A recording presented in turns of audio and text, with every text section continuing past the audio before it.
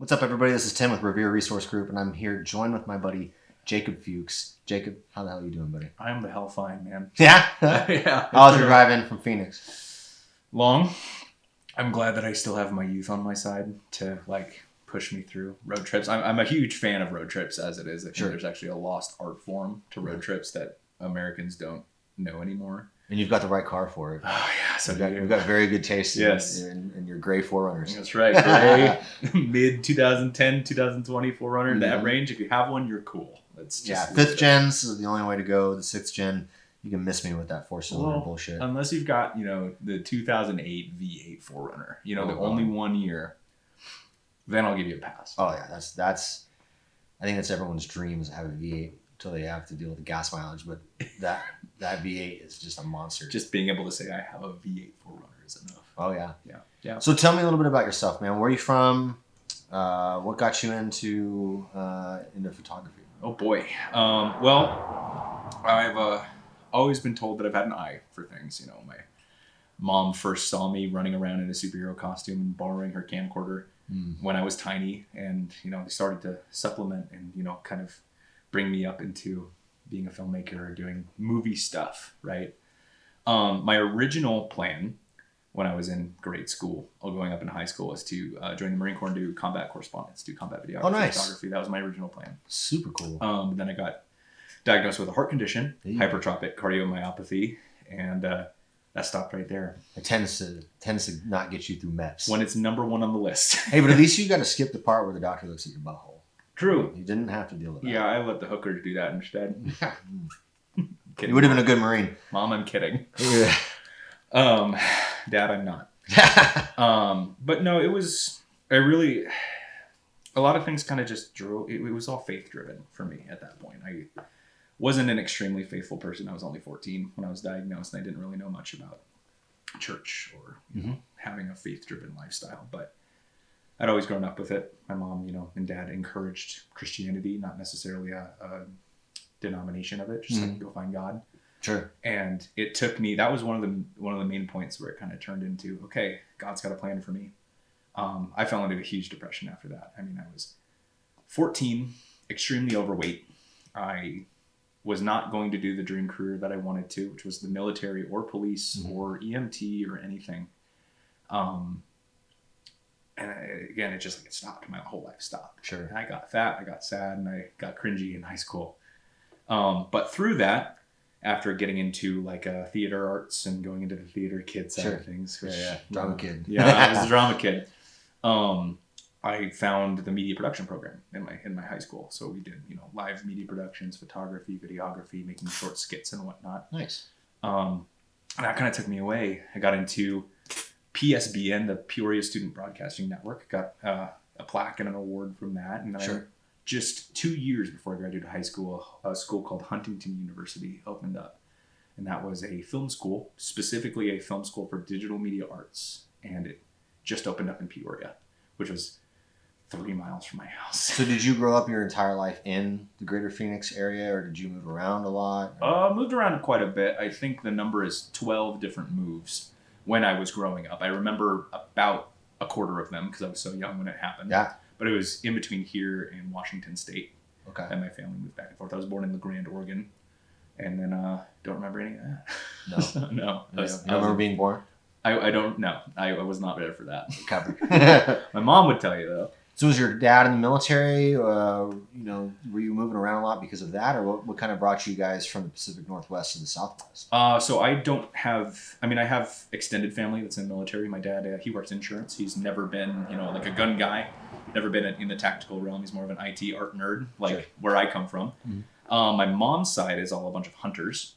So they're all, MIT fucking smarty pants when it comes to ballistics calculations. They're weaponized math. Yeah. All that weaponized math. Lockheed Martin would love them. But my dad, basically my mom and dad just wanted to move back and forth Washington State to Arizona to see family. And we weren't sure where we wanted to land. We ended up throwing a dart and landing in Surprise. And yeah. It's the first sign we saw going in. This is just what they told me. But, they say, Surprise. I guess it sounds nice. Let's live here, says Mom. Sure. So now The Army's got a motto: "This place sucks. Let's live here."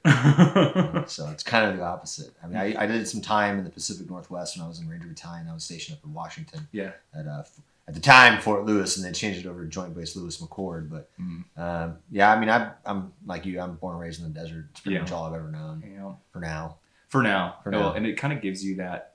Like, I want to move the fuck out of the desert. I want trees. I want mountains. I want a cabin on 40 acres where no one can talk to me. Yeah, I don't blame you. It's the goal, right? Yeah, I think the desert's got like, aspects to it that make it the most unique place in the environment because, as you found out today, we just come and driving around in the desert, farting around, doing whatever we want to do. There's quite a bit of open topography out there. A lot of range out there. There's a lot of range out there, man. And, and it's nice. This is a decent time of year, minus the wind that we've got today. But, summertime's, they make you work for it. Yes. 115 out here. Yeah. It sucks. Last year in Phoenix was like 100, almost 130, 120. I remember that. Yeah, I remember that. Well, it's funny because if you just go about an hour and a half north of here, you're in the middle of Inyo County. And in Inyo County, you have Mount Whitney, which is the highest peak in the continental United States. Huh. And in the same county, you have Death Valley, which is the lowest point in I think it's North America. Badwater, I couldn't tell you what it is as far as like it's feet below sea level, but it's a few hundred feet below sea level. We'll put it right here. Yeah, basically, and you're in the same county. Cut. Fuck. Yeah. Yeah, it's wild to think about. So you've been doing photography since you were in junior high, you'd say? Yeah, pretty much, yeah. Got my first Canon camera from a guy at Home Depot that my parents spent $200 on his camera. And that thing has been with me through everything. Yeah. Like, all the way up until about a year ago when it started having problems, up until about a month ago when it started working. Just so it's no longer, it's a shelf piece now? It's going in the museum. Hell yeah. Sure. The amount of things that camera has seen and being able to have carried it from here you go, son, learn how to do photography, all the way to I'm taking photos of, Maxim. I'm taking photos with Carrie Lake. I'm taking photos with Sheriff Lamb. Like, same Method Endeavors. Yeah, Method Endeavors. Yeah. You've been doing quite a bit of work, actually, recently. Trying. Yeah. Trying. I love the industry that I'm in because it really does bridge the gap between where I wanted to be and where I should be. Well, let's talk about that. How did you get into the firearms tactical space? Like, what was your first gig? How did that kind of fall into place, and how did it kind of go from that to what you're doing now? Sure. Well, I've always had an interest in it. I've always been a gun tactical guy. My mom and dad still have no idea where that came from. Probably played Call of Duty one too many times. And just, I've always carried that interest through into my work. So it started showing up in personal projects, things I would do in high school. Oh, gun, cool movie, airsoft video. Yeah. But my first real professional gig in the firearms realm was for C2 Tactical in Scottsdale. I loved the shooting range. I loved, going and experiencing the gun stuff. And when they had a media production spot open, this was in the middle of me in college, media productions college, working at a copy center for a school district. I'm like, apply. And it took about 5 months for them to get back. Oh, wow. Yeah, it was a long wait, but they said, hey, we have our spot open. Please come in for an interview. And I took it and ran. I was working full time at C2 for it was a media productions job, taking photos and videos for advertisements for a company around guns. Sure. I was elated. And ultimately, I grew up out of that position due to, personal reasons. And, I needed to make a little bit more money. The amount of experience and the amount of connections that I got through that job is what catapulted me to where I am today. Mm-hmm. I originally met Carrie Lake at C2. She came to do an event, and I ended up doing security work for her first and foremost. For her campaign for governor, right? Correct. Yeah. So hopped on, did the security work for a while, and then got pulled out because I started working with a guy named Mike. He was Donald Trump's former video guy. Mm-hmm. Just so happened to live in Arizona doing media productions company stuff. Sent in my resume, met up with them. They loved the work. I moved into the office with them and started doing freelance. I jumped out of C2 immediately into freelance documentary work for political organizations. Oh, wow. And that took me even further, right? So started doing that. had all the connections that I had with C2. Like met you through Method. It was mostly through Method endeavors where I met everybody. So grateful for that because they brought me everywhere. We did everything. Yeah, I've met some incredible people working with Johnny and Devin. Like we've gotten some pretty funny times under our belt. Yeah, like they're funny guys. They're funny guys. We can yes. But after making a bunch of connections, going to SHOT Show, my first year going to SHOT Show was with Finance and Maneuver because I had met them through Method. Okay. And it was weird. We had like swapped media guys for SHOT Show for some reason, right? I went with Finance and Maneuver, or their media guy went with Method. We ended up meeting halfway through, like, what the fuck? Like, yeah. Okay, bye. And just more and more connections and meeting good people came through that. And the work started to show, right? I started building a good portfolio of work and people wanted work from me. I was like, oh shit, I can start charging more for this and owning a legitimately successful business. And been doing that for, 3 years now? So is there like a particular, like, I don't know, subject that you like to do more than the other? Like, do you like doing firearms work? Do you like doing like product review work? Sure. Do you like to do the political stuff? Like, what has kind of been the thing that you've enjoyed doing the most? Well, it's much less frequent than I'd like to do, but documentary work is absolutely my favorite. You know, pure, straight, on the street, capturing what's happening.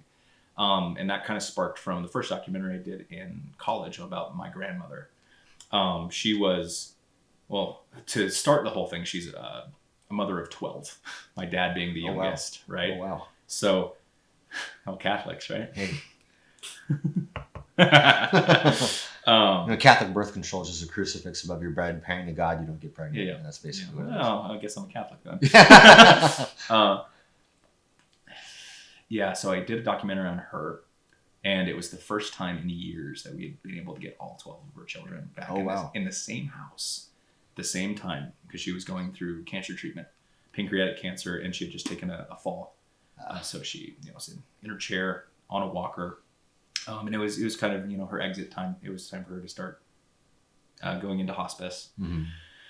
So I said, what a better time to go and get her story and to talk about everything. So I made a documentary in college called 12 Strong, which was all about not the horses in Iraq or Afghanistan, and it was all about our kids coming together and showing the power of family and the amount of like off-camera connections that I saw and the joy and the tears that came from my grandmother when she realized she had all of her kids back was just...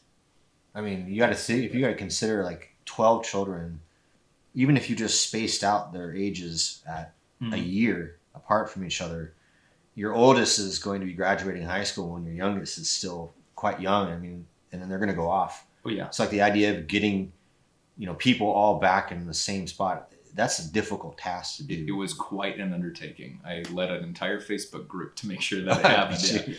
Yeah, it was a lot of talking. It was about 3 or 4 months worth of pre-production to just say, hey, we're doing this. I want you to meet up here. And I'll play a clip of it over this. But I had all of them walk up in custom shirts, 12 strong, we love you, Mom. Yeah. Walking down the street. I was just there with my dad. We were doing, an interview on my grandma. I was completely innocent. And then all the rest of the kids marched into the house with their kids as well. Oh, so she was completely surprised. Oh, yeah. We I feel kind of bad because I put her on the window and I said, I just want to get a dramatic shot. Just look out the window. And she's like, okay. Because she's in love with her grandkid. Yeah. And then marching feet just down the street of all of her kids. And she's like, just beside herself.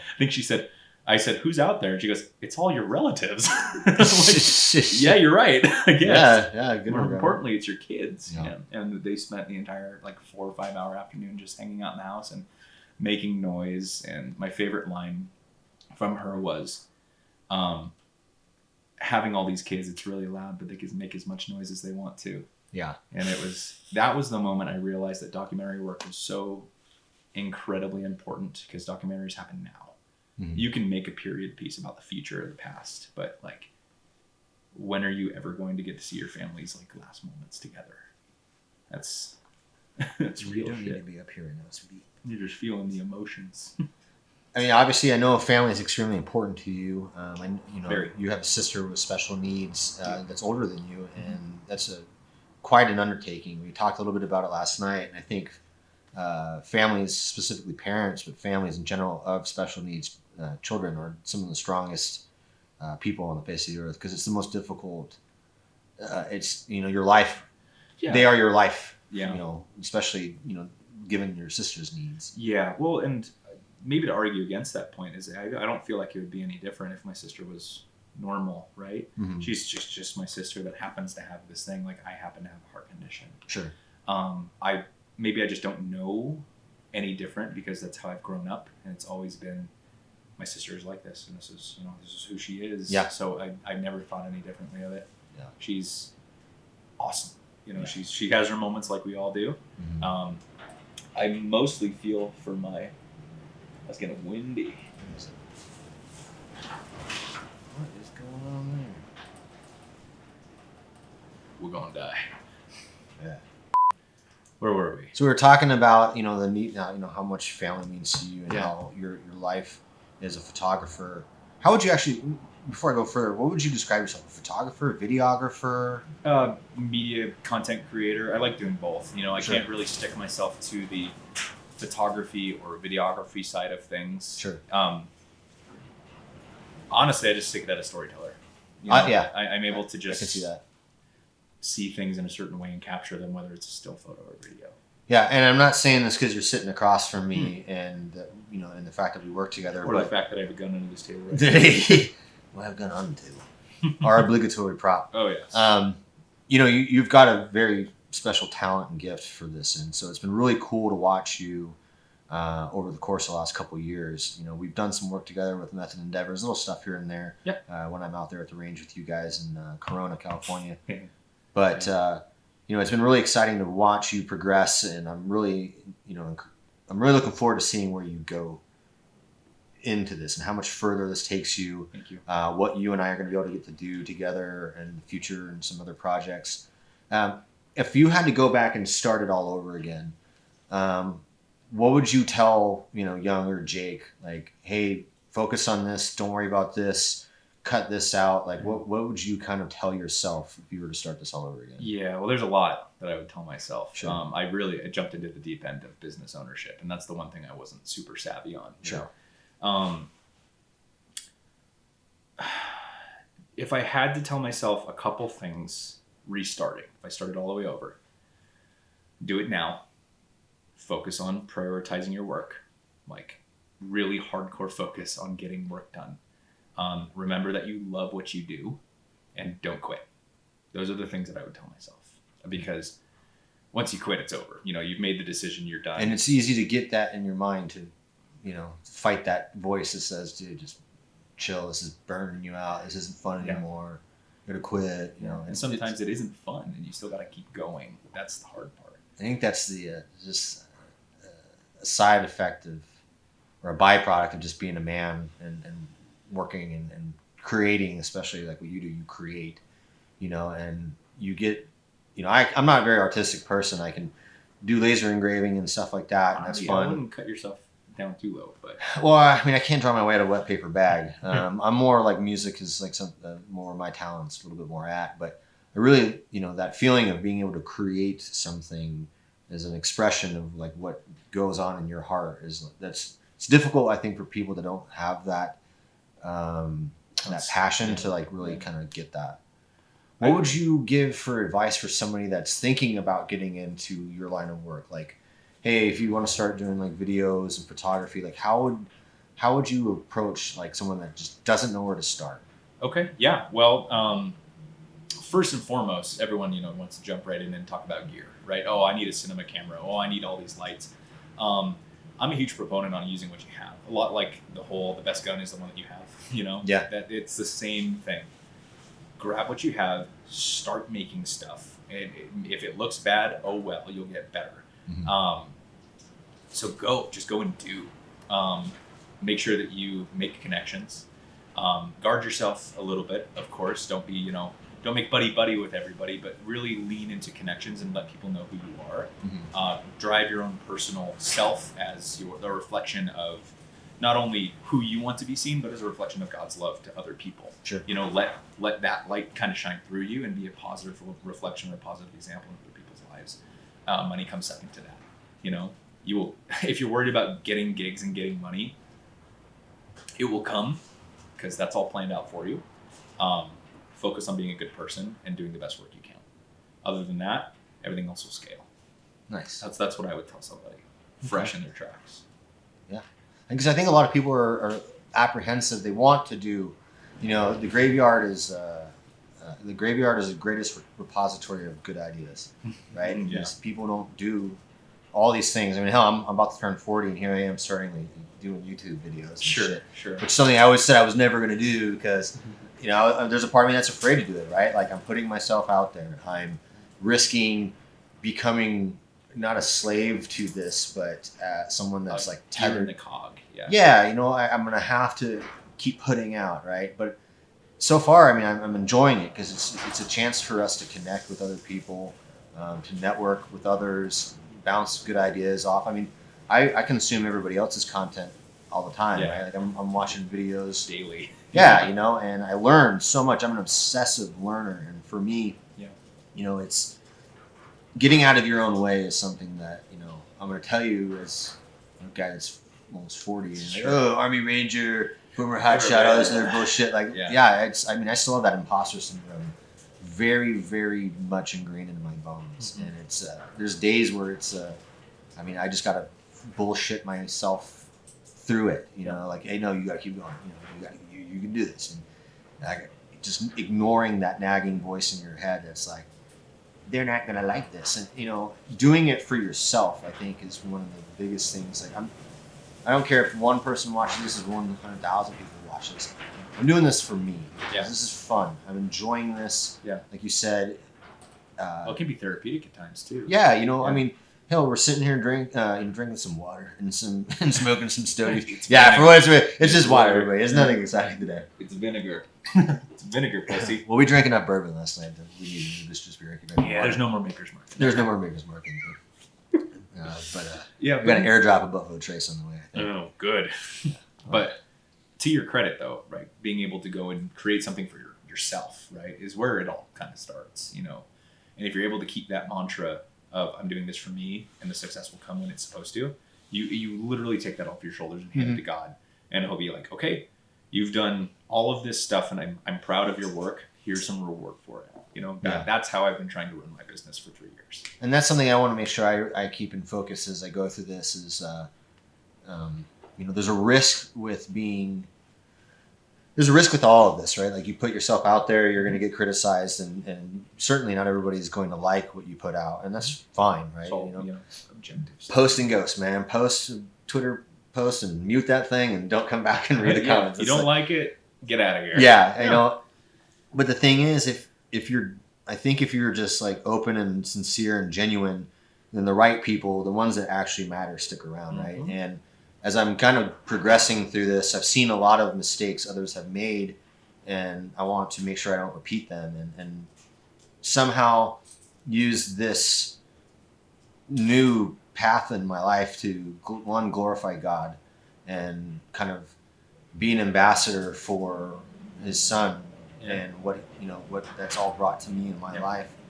But also, like, just to help other people, right? I want to try in some sort of fashion to be producing something of good, nature, right? I was a medic in the Army, and it's not like people think where, medic, and you get a big red cross on your forehead and you're running around without a gun. Ryan, I had a gun for sure, and I used the shit out of it. It's preventative medicine.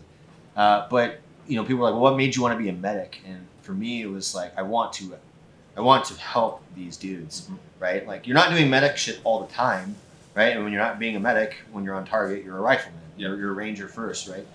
But I felt like being a special operations medic, it's the most intense academic thing I've ever done. Absolutely. And I thought I was going to wash out every other day. It was extremely difficult. To this day, it's the most difficult thing I've ever done academically. But I had the most deserving potential patient pool, right? Oh, absolutely. Yeah. Nothing against, what city firemen and paramedics have to deal with, but generally speaking, they don't know those people, right? Right. They're just anonymous people that call You're 911. running around with your brothers now. Yeah, these guys, I know their middle names, Yeah. right? Like I know how many brothers and sisters they have, where they grew up, right? And so for me, it was like if I'm going to be decent at anything in life, it's going to be like to be able to take care of these guys. And when you leave, there's a big void I feel like gets left, and especially medics that get out, because I worked for a municipal fire department in Washington for Gig Harbor Fire for a little bit, and it was great. It was a great agency, but I mean, I fought 2 fires in 6 months, and everything else was Band-Aid runs all the time, and it's, you know, it can get you jaded really quick when you're on your 3rd toothache call at 3 in the morning. Sure. You know what I Yeah. mean? You're like, what am I doing here? Yeah. And so while I can't sit there and do sick call for everybody nowadays, I want to, you know, do the right thing with what we're doing now and try to leave this place better than I found it. Yeah. If that makes sense. You know what I mean? Yeah. That core common principle of like, you know, clean up after yourself, make it better by the time you go. Like that carries through life. Well, you don't know. You don't know who's looking at you and who, you know, for better or worse, people on the internet are admired by their viewers often, and if you're out there putting out just toxic shit, you don't know who you're affecting with that, right? You don't know whose thought trajectory you're changing with, you know, constantly negative, shitty, critical comments of other people. Yeah. Being someone that uses other people, having a duplicitous motive, and I've just been really blessed in life to have had some feedback in life. Like I'm a nobody. I'm just a fucking dude with a mustache, right? Yeah. Yeah, but I'm not some famous guy or anything like that. But in the end, all those people are also just like us too. Yeah, absolutely. And I think a lot of people don't understand that. Like when you meet these people, most of them, the vast majority of people that I've met in this industry, and like YouTubers and this, that, and the other content creators, they've been great people. Yeah. There really are good people, and the shitty ones tend to get caught and found out pretty fast. They're ostracized pretty fast, especially in this industry. Yeah, absolutely. You can't burn people in this industry and get away with it for too long, at least. Yeah. There's definitely sharks that are out there, but you know, with some of the feedback that I've gotten from people, you know, I've had people come up to me and say like, "Hey, dude, I had a guy at SHOT Show come up to me and he's like, dude, I follow your YouTube or I follow your Instagram and your Twitter account, and I can't thank you enough for some of the stuff that you've said that have brought me out of like dark places." I'm like, I'm just being a dude. I'm just like probably taking a dump while I'm texting half of that shit Yeah. anyway. But I'm like, all right, okay, I've got some eyes on me, and I want to make sure I'm not perfect. I mean, I'm completely capable of being a bastard. Yeah. I'm completely capable of ruining my own life, and I've come close to it a few times. You know, got a failed marriage under my belt. I've had some problems with drinking when I was younger, but you know, God's been good to me to give me more than one second chance. Right? I'm on like my 15th second chance sometimes. That's how God works, though. Yeah, absolutely. That's grace. Right and there. so I've got this opportunity now to reach people in a positive way, and I'm honestly kind of really excited about that. You know, if it helps just like one dude, like I've been there, man. Like I've looked right over the edge. I've been suicidal, and I'm not talking like, oh, I'm really sad. Like, no, I mean, I'm like, all right, well, how am I going to kill myself? Yeah. Like thought about it. Am I going to shoot myself? Am I going to hang myself? You know, I've done those conversations with myself, and I've been lucky to have God and friends and family pull me out of those dark places. Right. And so, you know, I think that what your path and what you're doing is going to, you know, people don't think about the cameraman behind, you know, that's these videos. That's the point, though. That's sure, the point. yeah, I get that for Yeah. sure. But I think when I look at your portfolio of who works with you and why they want to continue to work with you, it isn't just because you make good videos. It's because you're a good damn dude and people want to be around good people, right? I think people are more inclined to be around people like you that has a pure heart and a path in front of them. And I guess if I had any like big bro advice for you, Please. Which, I mean, God, I'm old enough to be. Yeah, at this point. You know, like you said it earlier, stay true to yourself and Don't quit. And don't quit, man. That's not just quitting on you or quitting on others. It's quitting on your purpose and quitting on what you believe in. Absolutely, yeah. Don't. It's so easy to get jaded and dejected in this world, and the internet is like really bad for that. Yeah, I mean that's a whole conversation in and of itself. Well, rage currency, right? Like Yeah. people get dopamine hits off of being angry. Yeah. Or just the straight comparison of what people see on social media. Like, I see nothing but good come from other people, and what do? I get jealous. Well, dude, did your phone turn off? Did you want to? Yeah, no, it's okay. Okay. Comparison is the theft of joy. It's it's a quote that I've always really liked, and my sister, who's my best friend, has often reminded me of that. And it's the truth. I mean, you think about where I'm supposed to be somewhere by a certain time, a certain age of my life. That's nonsense. Yep. And you have to learn that lesson the really hard way sometimes. Yeah. Yeah. Most often you have to learn that the hard way. Well, I mean, the Bible's full of examples of people that, like, David is a perfect example. I mean, David was chosen by God to do some great and many great things. I mean, he wrote all of Psalms. He did so much work, but he also was a heel. Yep. You know, he slept with his most trusted friend's wife. Yeah. And then not only did he knock her up to hide his crime against his friend, he sent him off to his certain death. Yeah.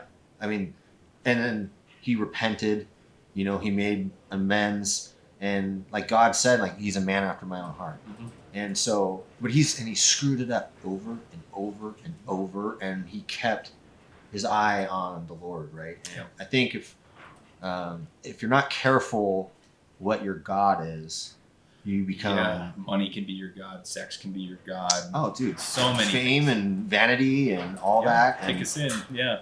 Well, there's so many people here that are on the internet that are looking for some sort of validation, and they want it from strangers. Yeah. Right? Like, oh, these people that I don't know do or don't like me, and my happiness is based off of that. Yeah, it's you know, it's understandable because it's not just a problem for people on the internet. I mean, this is a human condition for forever, right?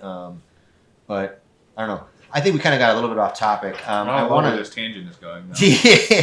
Well, I wanted to kind of wrap it up and just say how much I appreciate you coming all the way out to Southern California from Phoenix to hang out with me the last couple of days, help me find my wallet, which we still haven't found. We gotta get that. No, it's really been my pleasure. Not only has this been like a really productive work trip for me, just being able to come out and make some cool stuff for you, but like just getting to hang out. Yeah, we're gonna have some steaks. I'm ready, dude. Just chill out in our underwear and watch Grantham videos. Oh god. Okay. Oh, maybe not. We're gonna watch some anti-hero podcast. Yeah. Sure. Whatever you want. I've seen all the Grantham videos, anyways. Nothing's new to me. Oh man, I tell you about how I did a video for him. Yeah, I filmed with him at SHOT Show with you. Oh yeah. I remember that. Yeah, we had Micah and everybody there. Man, we went to Idaho when I worked for Maxim Defense. Me and Logan Winfield. We flew out to Idaho to shoot with Mike and Micah, and we brought the L85, but also the AN94. Oh yeah, which is the only ones in the entire Western Hemisphere. And okay. It was an awesome day. Muddy as all muddy can be. Mike was kind enough to give me a pair of boots, which I still have over there because my dumbass came out there. Gave you a pair of boots? Yeah, he gave me a pair of Rockies. They're just Rockies. He's like, what size are you? 10.5 like everybody else, dude. And he's like, oh, here you go. And nice. I mean, I still got them. Nice. But, you know, he did that dad advice stuff, and it was really funny. I love it when he does that. Well, he got me. He's like, Dad, do the dad advice. And I was completely caught on the spot. Yeah. And I was like, oh, shit, I don't know. And I kind of talked out my neck. Yeah. And I remember like that changed my feeling about the whole trip. I was immediately like, oh God, please don't use that. Please don't use that. And then we went out to dinner that night, me and Micah and his wife and Logan and Steve from Stockpile Defense. We all went out to Calle de Hima. Whoa. Really nice Mexican joint in Boise, river around Boise, Calle de Hima. Okay. Micah's wife, Steve Warholic. How cool. They were the coolest folks. I mean, Yeah. they're really, really good dudes. And but the whole time I'm sitting there freaking out, like, man, he's going to use that dad advice that I gave in that video, and it's really stupid. and then Logan Winfield was with me from Maxim. He's like, no, don't even worry about it, man. It's not going to be in there. It's not going to be in there. And then Mike released the video on the AN94, and I hadn't gotten to watch it yet. And I started getting text messages from people at work. Hey, nice dad advice. No! And so I'm in the very last 8 seconds of it. We should watch that damn tonight it. because I need to watch that. Well, hey, man, let's get some steaks thrown on the grill. I really appreciate your time. Guys, thank you so much for tuning in as I talk to my friend Jacob Fuchs out here from J Infinite Media. Stay tuned. If you guys have any questions, drop them in the comments section. Let us know if there's anybody else that we think we should continue this format with and do some more conversations around some stogies and rifles, I guess. I don't know. Yeah. We're trying to figure this out. So, Obligatory rifles. but yeah, tough guy shit, right? Liberty. All right. Let's do it, man. Thanks, Jake. Thank you.